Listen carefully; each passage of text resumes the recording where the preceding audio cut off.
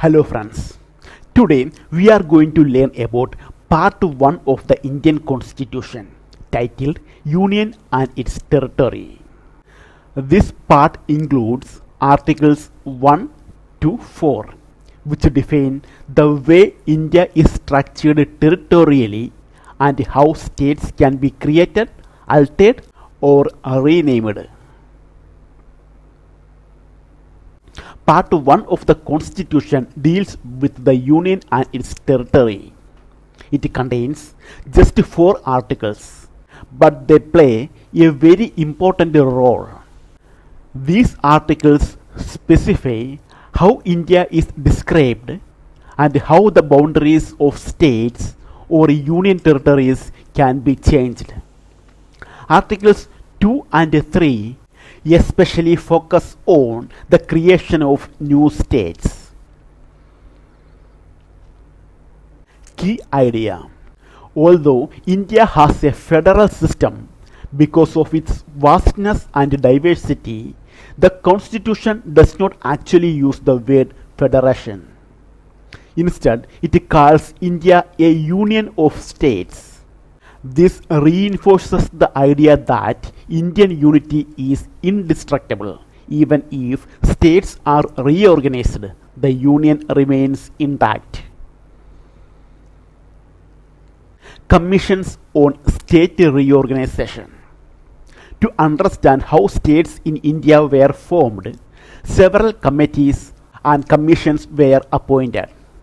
They studied how states should be reorganized, whether based on language, culture, or administrative convenience.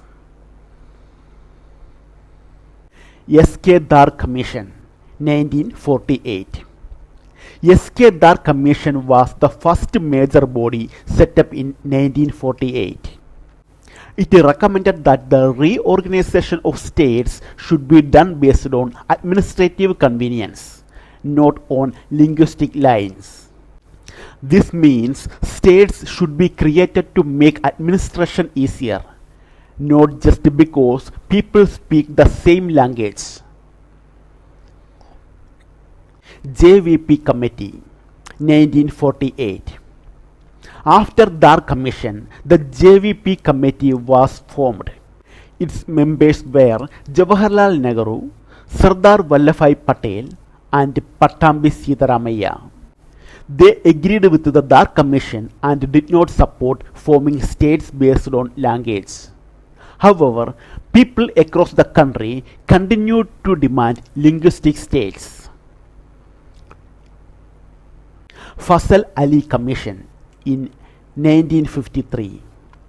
To address rising demands on linguistic states, the Fasal Ali Commission was established in 1953. Its members were Justice Fasal Ali, H.N. Kunsru, and K.M. Panikkar.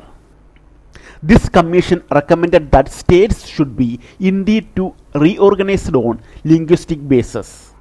This became one of the most influential reports in Indian administrative history.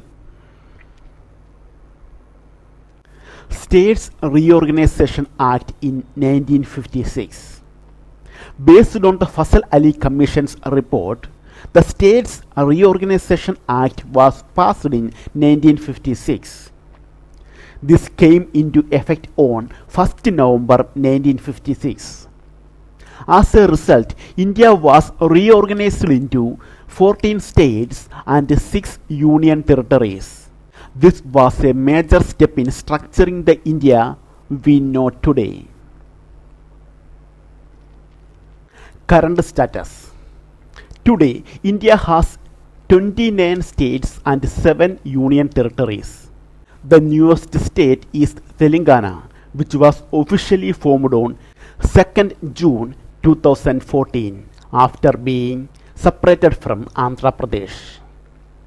Now let us discuss the current status of Jammu and Kashmir after the reforms of 2019.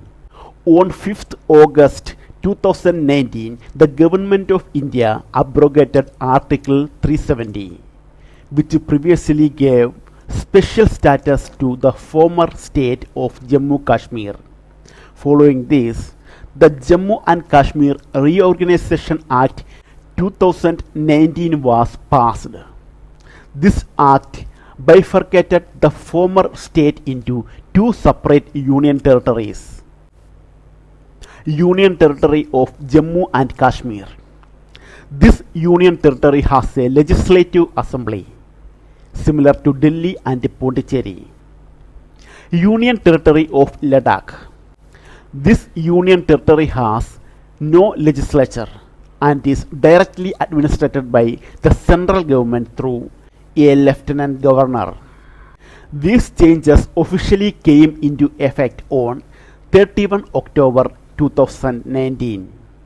As a result, all constitutional provisions and central laws now apply to this region in the same way as they apply to the rest of India.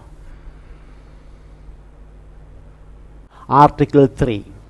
Article 3 gives Parliament the power to create new states, increase or decrease the area of any state, alter boundaries, change state names.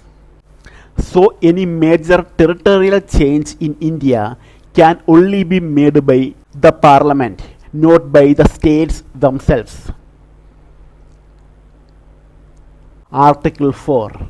Article 4 states that laws created under Article 2 and 3 may also make changes to the first schedule, which lists states and union territories, and the fourth schedule, which lists seats in the Rajya Sabha. It also allows Parliament to make additional provisions that are supplementary, incidental, or consequential to these changes. To summarize, Part 1 of the Constitution defines the territorial structure of India. Several commissions studied how states should be reorganized. The 1956 State Organization Act reshaped the country. Article 3 empowers Parliament to alter state boundaries or names. Article 4 deals with adjustment in the schedules and related matters. Understanding Part 1 helps us appreciate the political and administrative evolution of Indian states. Okay, thank you.